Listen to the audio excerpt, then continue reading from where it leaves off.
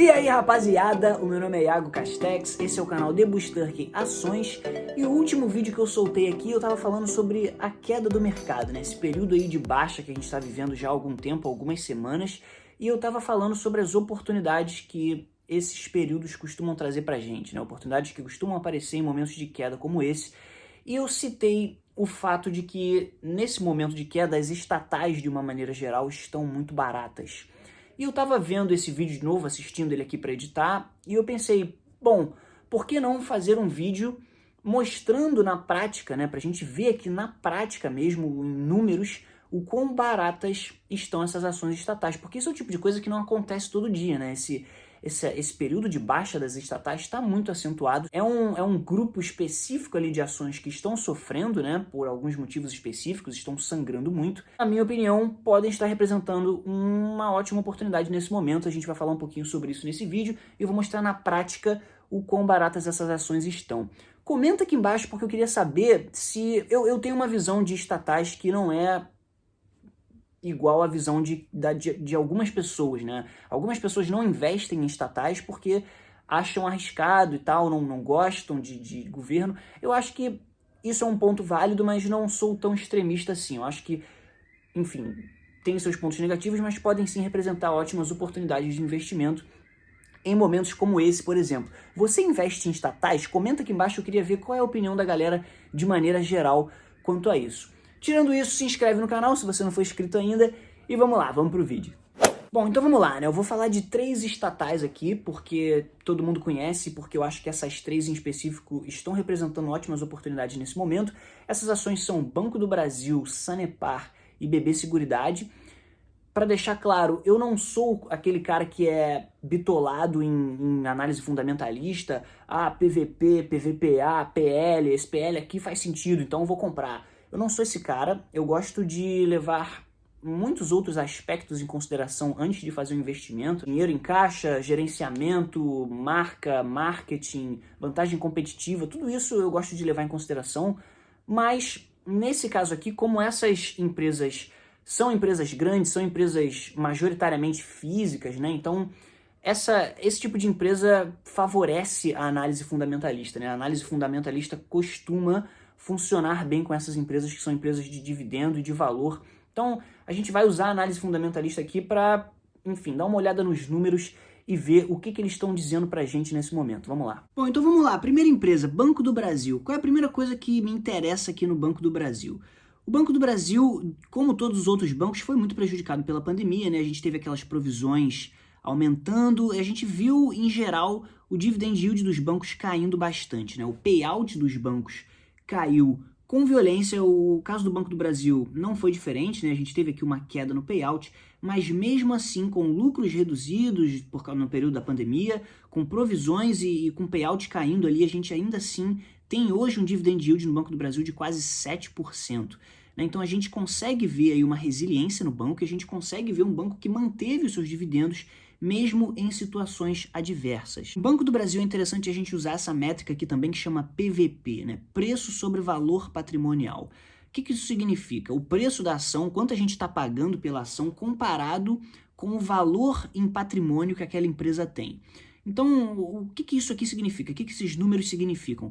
Se essa métrica estiver em 1, significa que a gente está pagando pela empresa exatamente o que ela tem de patrimônio. Como vocês podem ver aqui no caso, o PVP do Banco do Brasil é de 0,62, é quase metade de 1. O que isso significa na prática? Isso significa que se eu compro o Banco do Brasil hoje abaixo de R$30, né, que a empresa está custando, eu estou pagando exatamente 62% do valor que o Banco do Brasil tem em patrimônio.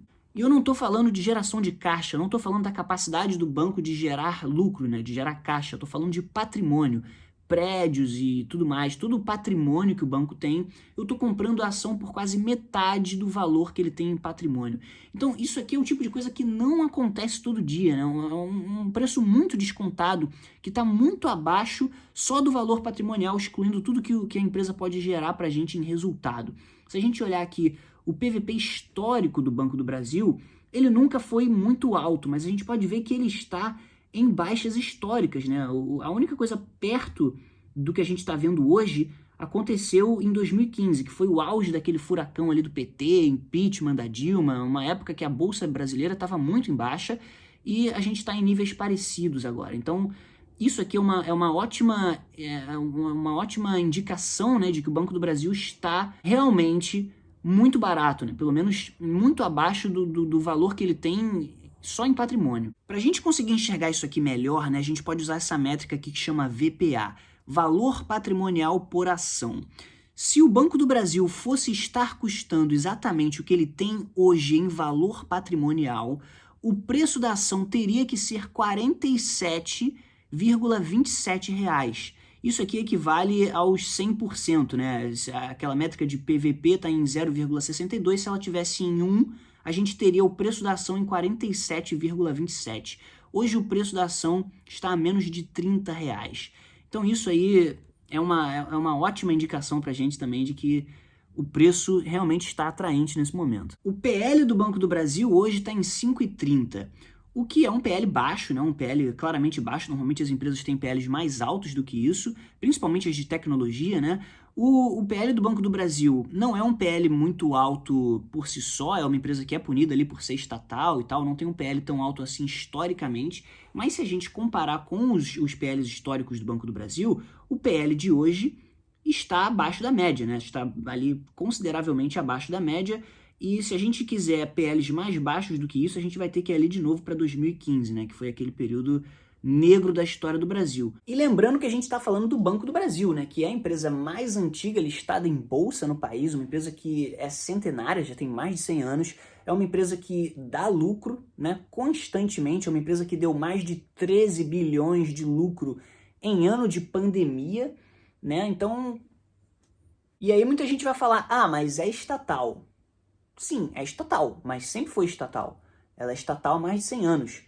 E isso não parece ser um problema, né? Como eu acabei de falar, 13 bi de lucro em anos de pandemia. Então, sim, é estatal, mas não é evidente que isso é uma coisa aí pra gente ficar tão preocupado assim, pelo menos pro longo prazo.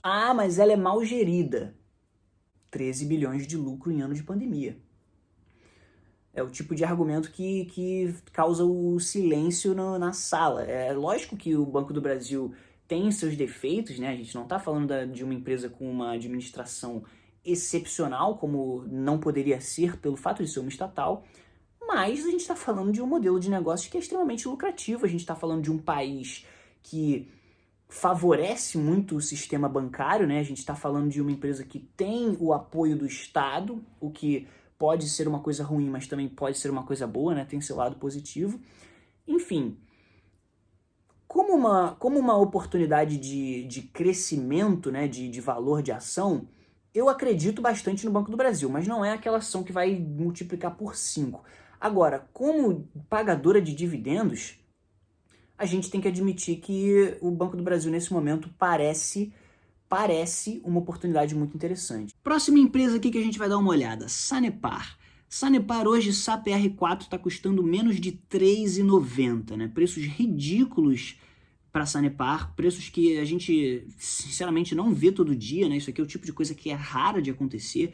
E a Sanepar é uma empresa que, mesmo com os problemas que ela tem tido recentemente, né? Crise hídrica, reajuste, pandemia, ela tem mantido o seu dividend yield ali acima de 5%. Se a gente for falar de PVP da empresa, né, preço por valor patrimonial, o número aqui também é abaixo de 1. Então você também hoje está pagando pela Sanepar menos do que o que ela tem em valor patrimonial apenas, né, excluindo aí os resultados da empresa. O PL da Sanepar também hoje está ali na casa de 5, o que é um PL baixo, e se a gente comparar com os PLs históricos da Sanepar, a gente vê que esse PL de hoje também está abaixo da média. Não é o mais baixo que a gente já viu na história, né? Se a gente for ali para 2015, não diferente do Banco do Brasil, a gente vê um PL mais baixo, na casa dos 3, o que foi absurdo. Inclusive precedeu uma alta que a Sanepar teve recentemente, né? Coincidência ou não. Mas, enfim, temos hoje PLs abaixo das médias históricas na Sanepar também. O CAGR da Sanepar, né? O CAGR da Sanepar é interessante da gente analisar também. O que é isso? CAGR é a capacidade de crescimento composto da empresa. Nesse caso aqui, em receita e em lucro nos últimos 5 anos. Então, o que isso aqui quer dizer? O CAGR de receita da Sanepar nos últimos 5 anos é de mais de 10%. Isso significa que, em média, a empresa teve as suas receitas crescendo mais de 10% por ano nos últimos 5 anos.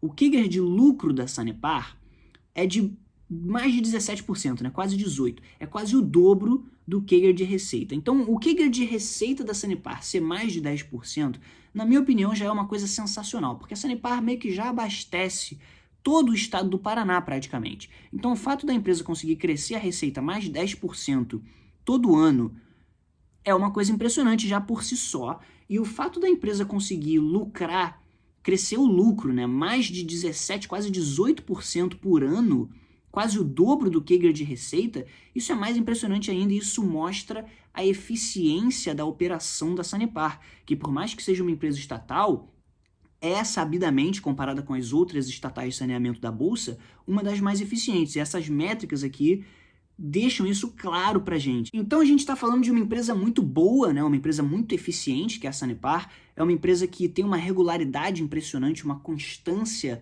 muito boa, uma empresa que vem há mais de 10 anos com números excepcionais, crescendo ali constantemente lucros e receitas. É uma empresa muito sólida, uma empresa que tem uma quantidade interessante de dinheiro em caixa, não tem uma dívida descontrolada, e é uma empresa que, mesmo sendo estatal, resumindo, é muito eficiente. Então a gente tem aqui uma Sanepar descontada nesse momento que pode representar uma ótima oportunidade de investimento na Bolsa de Valores. Próxima empresa que a gente vai analisar aqui hoje, BB Seguridade, BBSE3. E o que está acontecendo com a BB Seguridade, né? Tem alguns fatores aí que estão puxando a empresa para baixo. Dentre eles, Selic, que estava em baixa, né? Selic mais baixa, puxou bastante a empresa para baixo porque ela não consegue rentabilizar a piscina de dinheiro que ela tem tão bem quanto ela rentabiliza quando a Selic está mais alta, né? Porque essa piscina toda de dinheiro da BB Seguridade eles deixam em renda fixa. Se a taxa Selic está mais baixa, eles vão rentabilizar muito menos, né? Muito pior do que eles poderiam essa piscina de dinheiro. Isso, obviamente, puxa os resultados da empresa para baixo. Fora isso, pandemia, né, que acaba afetando os resultados da empresa, as pessoas não fazem tantos seguros quanto elas fariam em uma situação normal. Para que você vai fazer um seguro do seu carro se tem uma pandemia, se tem lockdown, se você não está saindo de casa, se você está trabalhando de home office? Então isso acaba puxando também os resultados da empresa para baixo. A gente teve também, relacionado à pandemia, um problema com a inflação, né, que acabou prejudicando um pouco mais a BB Seguridade. O que acontece? Essa corrida do IGPM acabou atualizando alguns dos passivos que a BB Seguridade tem, e isso obviamente afeta os resultados financeiros da empresa. Então, inflação aí também prejudicando a empresa. E a gente ainda tem essa troca de cadeiras, né? Essa instabilidade política toda. A gente vê o Banco do Brasil trocando de presidente e troca não sei quem, entra o outro, e aí não gosta desse, demite, bota o outro. Isso acaba puxando a empresa para baixo, gera uma certa incerteza, uma certa instabilidade. Isso acaba prejudicando também. A empresa finalmente desceu da casa dos 40 bilhões de market cap, está ali na casa de 39 bilhões de market cap nesse momento. A empresa caiu da casa dos R$20 também, nesse momento custando R$19,56. A gente está no valor mais baixo dos últimos 12 meses agora para a BB Seguridade. E é aquela coisa, a Selic já está em tendência de alta, né? A Selic já está subindo. A pandemia uma hora acaba, né? A gente não sabe quando, mas um dia as coisas vão voltar a ser pelo menos parecidas com o que elas eram antes. A gente vai ver com certeza as pessoas voltando a sair na rua, né? E o número de seguros feitos vai subir também. A inflação vai se normalizar também. A gente vai ver a inflação se normalizando, inclusive a Selic subindo é uma das coisas que tende a fazer com que a inflação se estabilize. Então, uma coisa puxa a outra, essas duas coisas devem beneficiar a empresa também.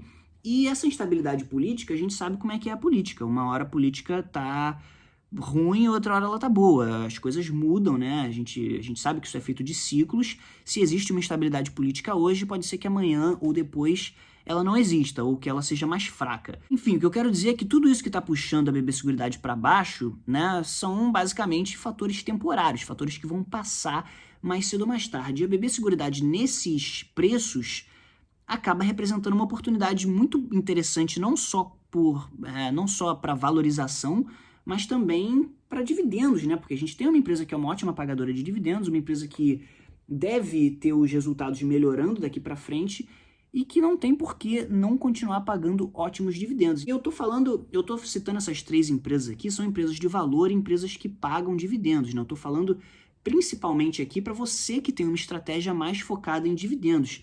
Esse tipo de empresa, nesse momento, pode estar representando uma ótima oportunidade, né? Para você que tem uma visão de longo prazo, enfim, uma estratégia focada em dividendos, isso aqui pode realmente fazer a diferença no seu portfólio. Lembrando que isso aqui não é, obviamente, recomendação de compra nem de venda de nada. Eu não tenho todas essas empresas, né? Eu tenho só Sanepar, as outras 2 eu não tenho, mas eu enxergo elas como possíveis oportunidades, né? E eu tô aqui trazendo esses números, esses fatos para a galera refletir em cima disso, até porque a gente está numa oportunidade de compra muito forte na bolsa, né? Com essa tendência de queda toda.